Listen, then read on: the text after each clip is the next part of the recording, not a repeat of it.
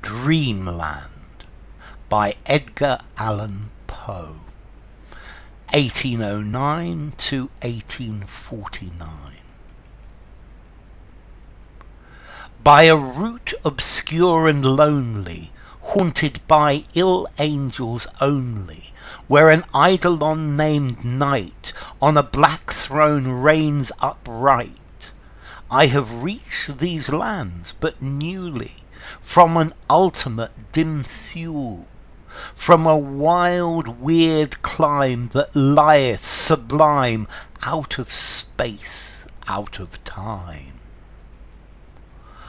Bottomless vales and boundless floods, and chasms and caves and titan woods, with forms that no man can discover, for the tears that drip all over, mountains toppling evermore into seas without a shore, seas that restlessly aspire, surging unto skies of fire, lakes that endlessly outspread their lone waters, lone and dead, their still waters still and chilly with the snows of the lolling lily.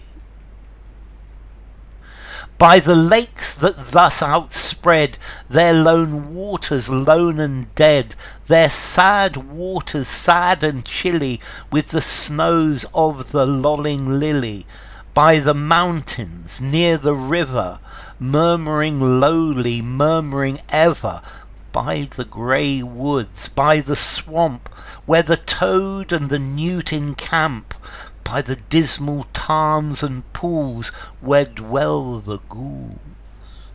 By each spot the most unholy, in each nook most melancholy, there the traveller meets aghast sheeted memories of the past, shrouded forms that start and sigh as they pass the wanderer by, white-robed forms of friends long given in agony to the earth and heaven.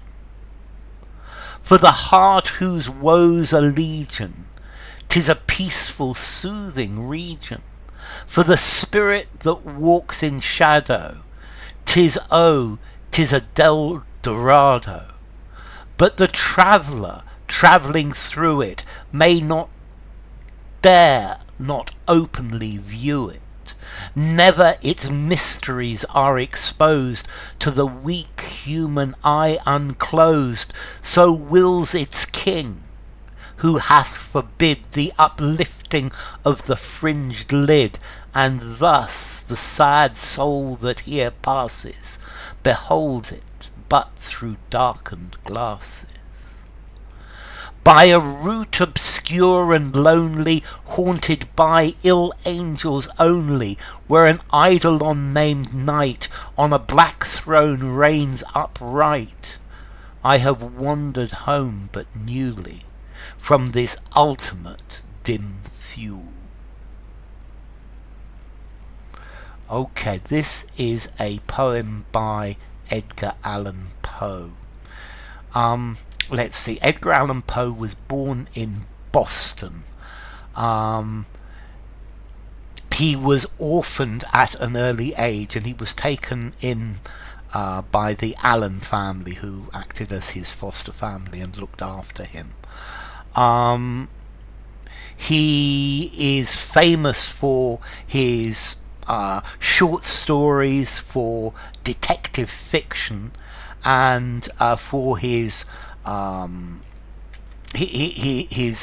horror stories. He likes particularly tales of mystery and the macabre, and this is definitely it. He's famous for romanticism and his gothic fiction. So Dreamland. Okay, Dreamland is a land of dreams, but this is like a hell. This is like a strange place. A strange place, as he says, that's out of time, out of space, and it's a very spooky, evil place.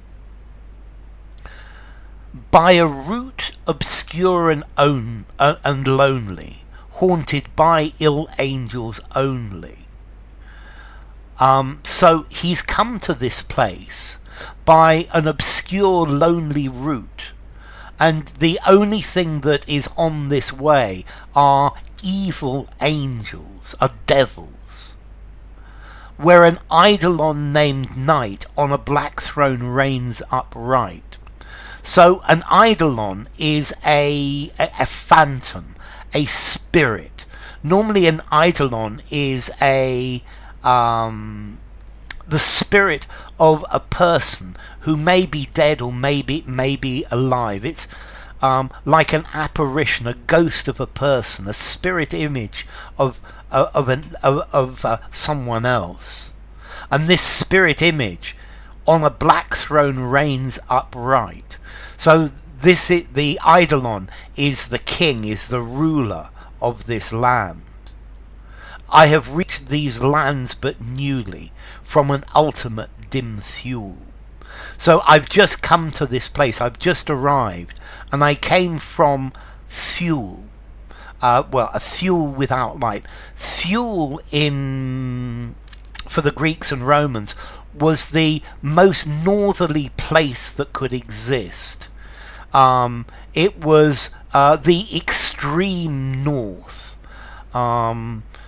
And this is where the land of the midnight sun, or the land where the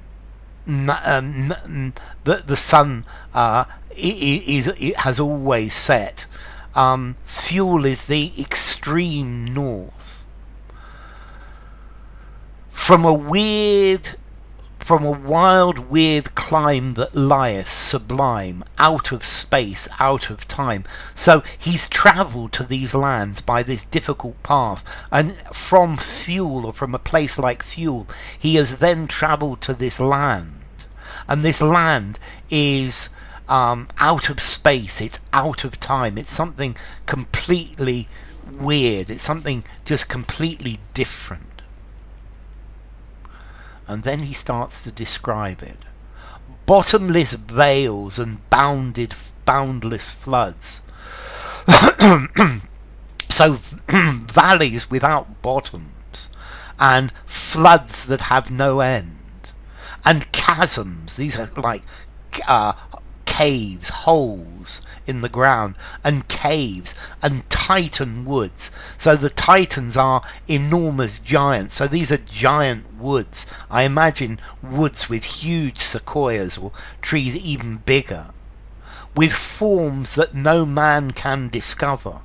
So there are shapes that nobody can understand. For the tears that drip all over. So everything is covered in tears. Everything is covered in some sort of water, some sort of tears. Mountains toppling evermore into seas without a shore. And there are mountains that are falling down, and they fall into seas, but these seas have no shore, these seas have no edge. Seas that restlessly aspire, surging unto skies of fire. So these are seas that always want to go up and up and up, surging into the sky, which is made of fire.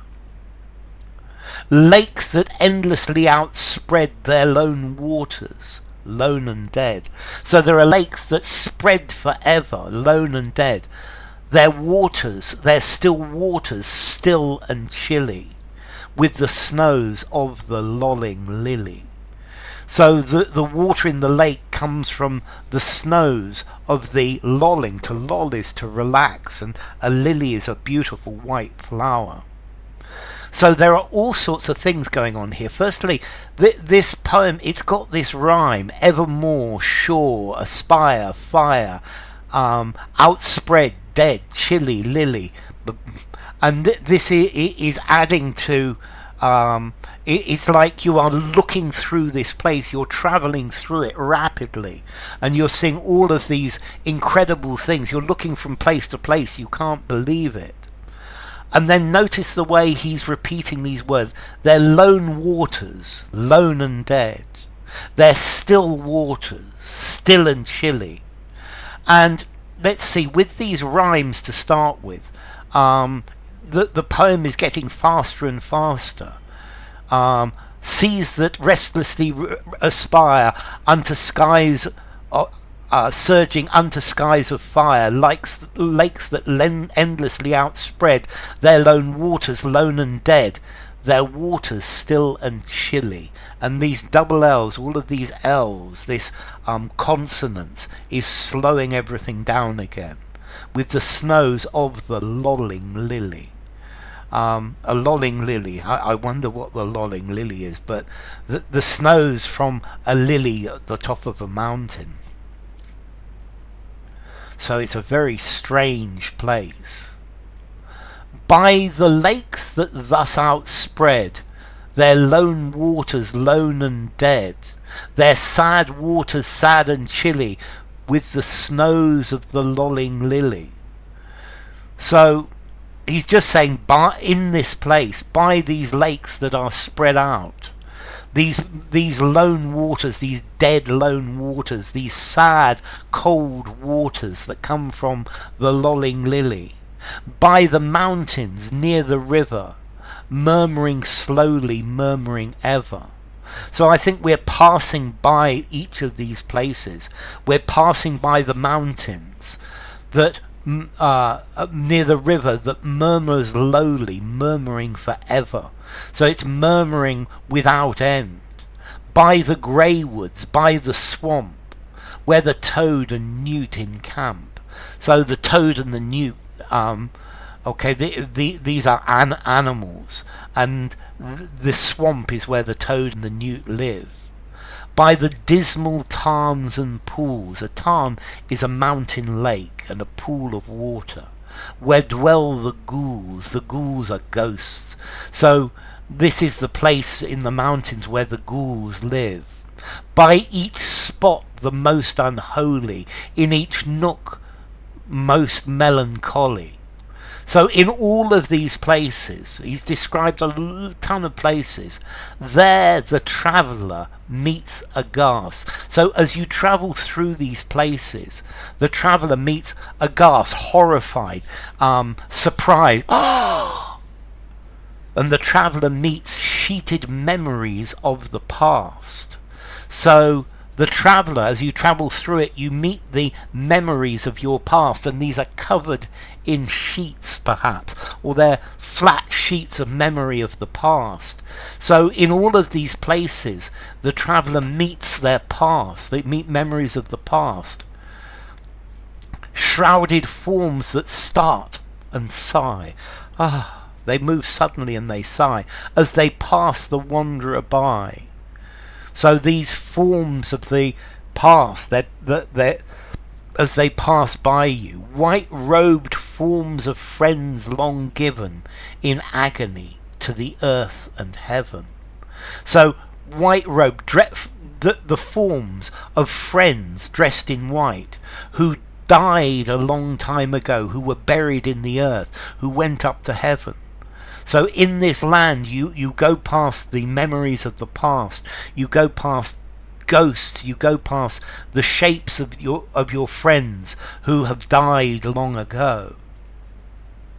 For the heart whose woes are legion, 'tis a peaceful, soothing region. So if you have a lot of woes, if your heart is full of woes, if your heart has a legion of woes, then this is a soothing, a relaxing place for you to be.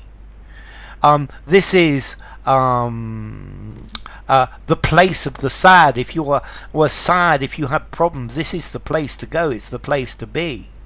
For the spirit that walks in shadow, 'tis an Eldorado. So for a spirit, for a ghost that likes to walk in shadow, walk in the darkness, to walk in the shade, this is an Eldorado. It's the perfect place. It's the lost city of gold. This is the place to find. So for a sad spirit, for a depressed person, this is the perfect place. but the traveller travelling through it may not dare not openly view it. So if you're travelling through it, however, you can't look at it all openly. Never its mysteries are exposed to the weak human eye unclosed. So you can never look at it with your eyes open.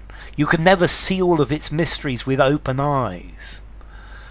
So wills its king, who hath forbid the uplifting of the fringed lid. So the king, and this is probably the Eidolon knight, the king has said that it's forbidden to open your eyes, the uplifting of the fringed lid, the fringe of your eyelashes. So you're not allowed to open your eyes in this place. You're not allowed to look at it with open eyes. And thus the sad soul that here passes beholds it but through darkened glasses. So the sad person that goes through here looks at it with their eyes shut, as if they're looking through it with darkened glasses. They can only experience it by a route obscure and lonely, haunted by ill angels only, where an Eidolon named Night on a black throne reigns upright. I have wandered home but newly from this ultimate dim fuel. And now this is talking about the journey home. So he's gone along this obscure and lonely route where there are only devils on the way, from this place where Eidolon is the king who reigns on a black throne. And now I've just got home from this dim, dark place that is Thule, that is the end of the universe, is the end of anything known. So, Dreamland by Edgar Allan Poe.